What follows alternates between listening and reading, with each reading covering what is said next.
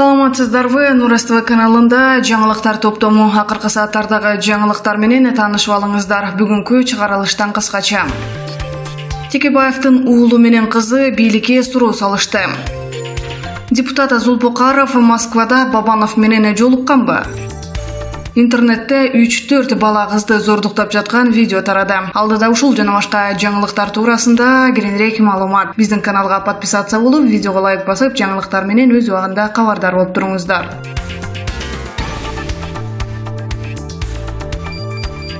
Койташтагы мурдагы президент Атамбаевдин хан сарайында жүргөн адамдардын арасында нааразычылыктар айтыла баштады дешет. Тактап айтсак, алардын айрымдары мага Алга Кылычев күнүнө 3000 сомдон берип турабыз деди эле, 2 күндүкүнү берген боюнча калганын бербей жатышат дешсе, айрымдары Кундуз Жолдубаеванын, айрымдары Мейирбек Мискинбаевдин, Рита Борбокееванын аттарын айтып, алар убада кылган акчаларын бербей жатышкандыгына нааразы болушууда. Азырынча бул маалымат Ашанын өзүнө жете элек окшойт. Эгер ага жетсе, анда берки аттар аталгандардын тирсегинен асып койбойт болду экен. Алардын ар бирине алып келген кишинин санына жараша акча берип жаткандыгы белгилүү. Анан ал акчаны беркилер келген адамдарга бергилери келбей калып аткандыгы кызык болуп атпайбы? Акча деген ушундай азгырык нерсе эмеспи?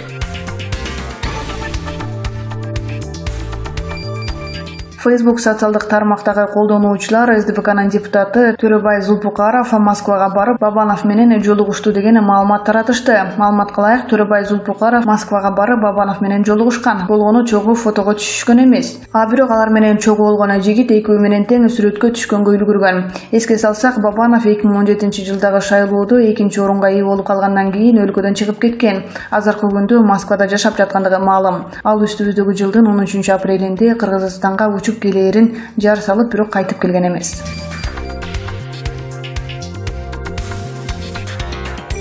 Камактагы саясатчы, парламенттин мурдагы депутаты Садыр Жапаровдун адвокаттары жаңы ачылган жагдайлар боюнча сотко кайрыла элек. Бул тууралуу Азаттыкка адвокат Шарабиддин Токтосунов билдирип, бир нече жаңы ачылган жагдайларга байланыштуу Жапаровдун иши кайра каралышы керек экендигин, бирок сотко ишенем жоктугунан азырынча арыз бериле элек экендигин айтты.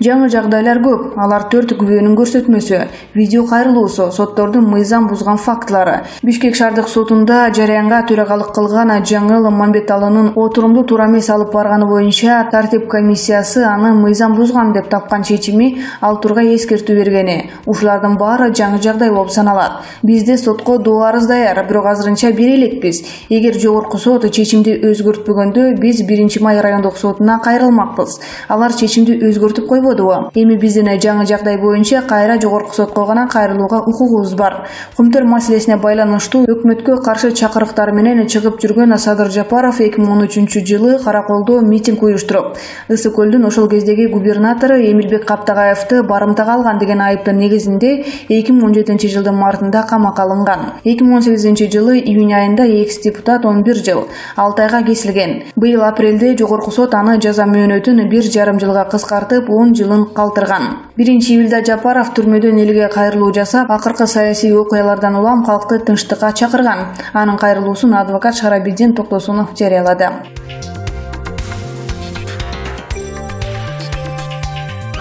Чүй облусунун Токмок шаарында тамакка ууланып, медицина кызматкерлерине кайрылгандардын саны көбөйдү.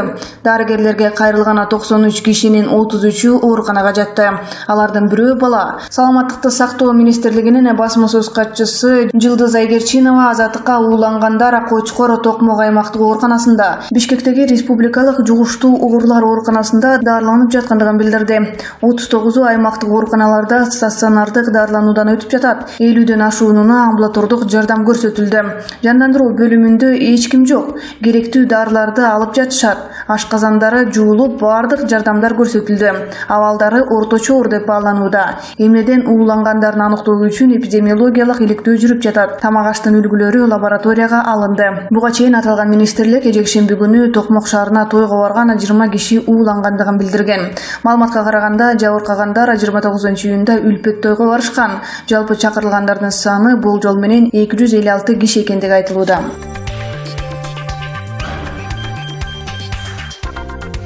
Атамекен партиясынын камактагы лидери Өмүрбек Текебаевдин перзенттери Айданик менен Амантур атасына жала жабылганы тууралуу далилдерге бийлик кош көңүл карап жаткандыгын айтып чыгышты. Алар жасаган кыска иликтөөнүн видеосу Facebook'тагы Жалбырак ТВ сентябрь баракчасына 2-июлда жарыяланды.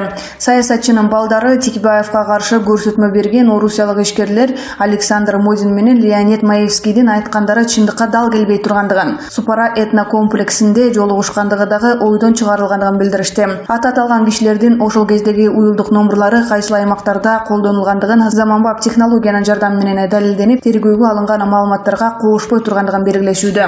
Маевский менен Модин Өмүрбек Текебаев менен 2010-жылы 13 майда кечки саат 5-те шаардын сыртындагы Супара ресторанында жолугушкандыгын айтышкан. Бирок Нур Телеком компаниясы берген документте алардын уюлдук номурлары Супаранын аймагында колдонулбагандыгын көрсөткөн. Муну парламенттеги Атамекен фракциясынын лидери Алмамбет Шыкмаматов дагы айтып чыккан. Мындай далилдер ондоп саналат. Эмне үчүн Кыргызстандын бийлиги, башкы прокуратура жана башка органдар муну эске албай жатат? Эмнеге алар чындыкты орнотпойт? Бул алардын негизги милдети эмеспи деп суроо салды Текебаевдин кызы Айданик. Өмүрбек Текебаев коррупцияга айыпталып 2017-жылы 8 жылга кесилген. Аны менен камалган мурдагы министр Дүйшөнкул Чотонов дагы айыпталып, ушундай эле мөөнөткө кармалган.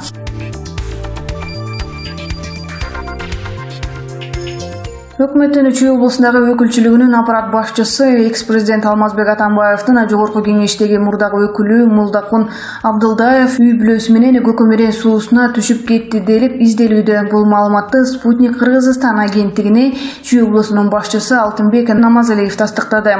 Анын айтымында Абдылдаев 30-июнь күнү ат башыдан чыгып Суусамурдагы Каба уулу Кожомкулдун 130 жылдык мааракесине бара жаткан. Жанында келинчеги дагы болгон.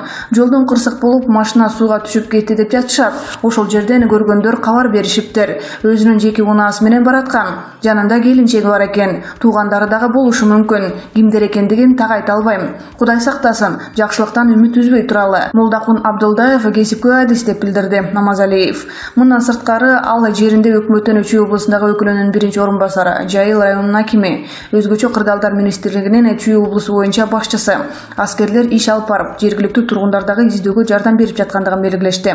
Бул боюнча штаб уюштурулган. Кырсык Көкөмөрен суусунун нарын менен Чүй облусунун чектешкен жеринде болгону болжолдонууда. Белгилей кетсек, Молдокун Абдылдаев 2014-жылдан 2018 жылдары мурунку президент Алмазбек Атамбаевдин жогорку кеңештеги өкүлү болуп иштеген.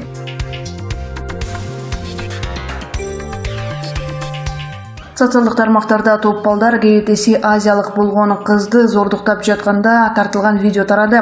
Ал эми улуттук коопсуздук мамлекеттик кызматы бул видео фейк болушу мүмкүн экендигин билдиришүүдө. Интернетте тараган видеодо 3-4 бала кызды зордуктап жаткандыгы тартылган. Ошондой эле элге ал тасмада зордукталып жаткан кыз кыргыз экени, окуя Түркияда болгондугу айтылууда. Бирок бул маалыматтан чын же калп экендиги азырынча белгисиз. Бул окуя боюнча УКМК териштирүү иштерин баштап, жыйынтыгында маалымат берери айтылды.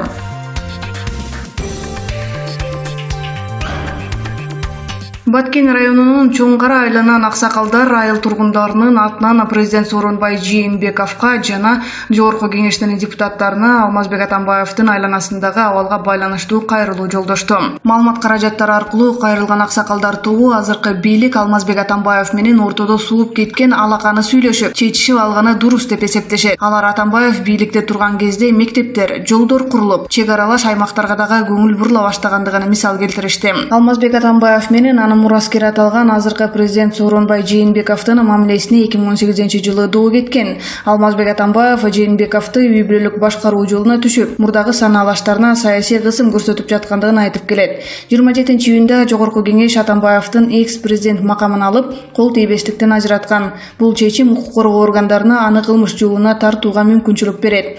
Мурдагы президенттин талапкерлери 22-июндан бери Кой Таш айылындагы анын үйүндө элдик штаб ачып, чогулуп турушат. Жээнбеков өзү же президенттик аппарат жагдайга комментарий бере элек.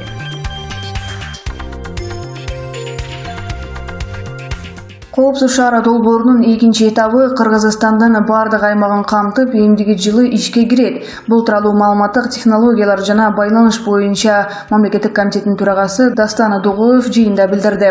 Өкмөттүн басма сөз кызматынан берген маалымат боюнча жыйын премьер-министр Мухаммедкалый Абылгазиевдин жетекчилиги менен өткөн. Жыйындын жүрүшүндө айдоочулардын көтөргөн маселелери, техникалык кемчиликтери дагы талкууланды. Өкмөт башчы жарандардан жигердүү позициясына ыраазычылык билдирип, бул өз кезегинде мамлекеттик бийлик тарабынан иштин жетишсиздигин, кайдыгерлигин аныктоого жардам берерин белгиледи. Премьер-министр тез арада туура эмес коюлган жол белгилерин оңдоп, жол кыймылын жакшыртуу боюнча чара көрүүнү тапшырды. Айдоочулар жолдун кээ бир бөлүктөрүндө жол белгилерин алмаштырууга, жол иштерин жоопкерчилик менен уюштурууга чакырышкан. Абдан чоң жумуш аткарылгандыгын белгилөөгө болот деп билдирди премьер. Абылгазиев ошондой эле кырдаалдын оорулошуна күнөөлүү кызматкерлерди дисциплинардык жоопко тартып, кызматынан бошотуу чаралары көрүлүшү керектигин белгиледи. Өкмөт башчы жол кырсыктардын алдын алууда, адам өлүмүнүн санын кыскартууда коопсуз шаар долбоору абдан керек экендигин эске салды. Статистика көрсөткөндөй, долбоор өз максатына жетүүдө. Мындан сырткары, жыйындын жүрүшүндө коопсуз шаар долбоорунун экинчи фазасын ишке ашыруу иштери талкууланды. Маалыматтык технологиялар жана байланыш боюнча мамлекеттик комитетинин төрагасы Дастанбек Дугоев 27-июнда конкурстук арыздар ачылгандыгын айтты. Квалификациялык талаптарга жана техникалык чечимдерге көрсөтүлүп, алардын сунуштамасы боюнча сынактын кийинки туруна киргизилип, 21 күнгө созулат. Баалоонун жыйынтыгы менен ачылган сунуштамага төмөнкү баа сунушталган тендердик өтүнүү гана жеңишке жетет. Коопсуз шаар долбоорунун экинчи этабы бүтүндөй өлкөнү камтыйт. Подрядчы келишим түзүү үчүн 1 жыл ичинде баардык уруксаат алууга жана өлкөнү техникалык жабдоо, программалык комплекс менен камсыздоо системасын республиканын баардык аймактарына орнотууну камсыз кылууга тийиш. Долбоорду толук ишке киргизүү кийинки жылга пландаштырылып жатат деп билдирди Дугоев. Долбоордун экинчи этабында аппараттык программалык 306 түйүн, атап айтканда 266 стационардык жана 40 көчүп жүрүүчү комплекс ишке кирет. Эске салсак, буга чейин февраль айынан тарта коопсуз шаардын биринчи этабы ишке кирген болчу.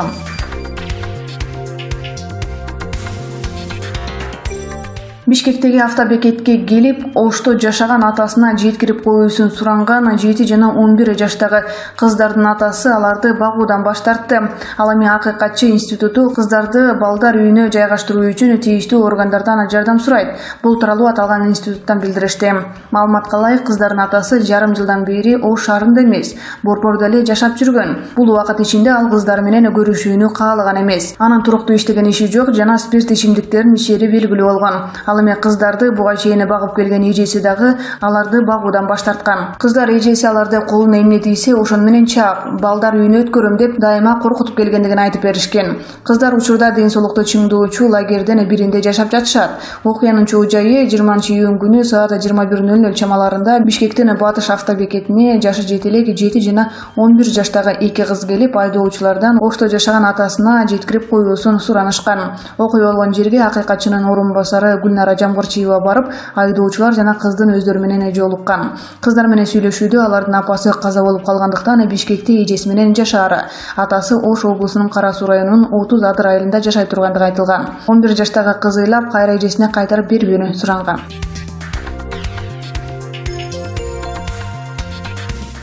28-июнда президент Сооронбай Жээнбеков премьер-министр Мухаммедкалый Абылгазиевди кабыл алып, учурдагы жыйынтыктар, өлкөнүн мындан аркы социалдык-экономикалык өнүгүүсү боюнча чаралар, үстүбүздөгү жылдын биринчи жарым жылдыкта бюджеттин киреше бөлүгүнүн аткарылышы, ошондой эле пенсияларды жогорулатуу жана социалдык тармактардын кызматкерлерине айлык акыларын көбөйтүүнүн көйлөмдөрү жана мөөнөттөрүн талкуулады. Президент Сооронбай Жээнбеков республикалык бюджеттин толтурулушу боюнча пландык көрсөткүчтөрдү толук көөлөмдүү аткаруу жана мамлекеттик казынанын чыгаша бөлүгүнө көзөмөлдүү күчөтүү зарылдыгын баса белгиледи. Казынанын киреше бөлүгүн толук эмес аткарган мамлекеттик органдардан жетекчилери жеке жоопкерчиликке тартылышы керек деп баса белгиледи президент. Бул жолугушууда президент өкмөт башчыга чабал болбой алгылыктуу иштерди аткарып чечкиндүү каамдарга бар.